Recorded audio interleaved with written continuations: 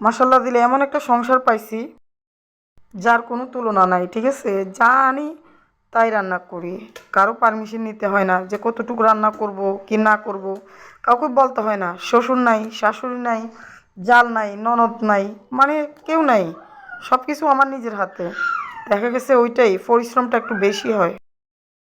কথাটা হচ্ছে এভাবেই, আমি একা, আমার করতে খুব কষ্ট হয়। বাচ্চা কাচ্চা নিয়ে অনেকগুলা মানুষ, সেই হিসেবে আমি মানে অনেক কষ্ট হয়ে যায় আমার কাজকর্ম করতে।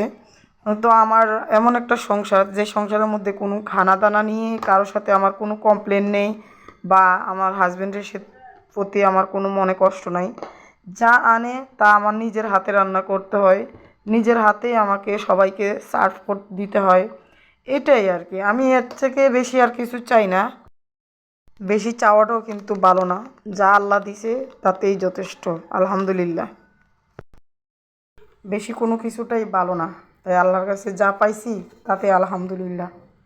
সবাইকে বলতেছি, আমার এই গল্পটা যদি কারো কাছে ভালো লাগে তাহলে আমাকে একটু লাইক কমেন্ট করে দিবেন, সাথে একটা ফলো করবেন, শেয়ারও করে দিবেন। এটাই, আমি নতুন হিসেবে জানি না আমি কাকে কতটুকু শিখাইতে পারছি, তবে শেখানোর মতো কোনো কথা বলি না।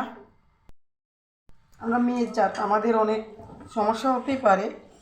তার জন্য যা কিছু হয় আলহামদুলিল্লাহ, ভালো থাকলেও আলহামদুলিল্লাহ, খারাপ থাকলে সেটাও আলহামদুলিল্লাহ।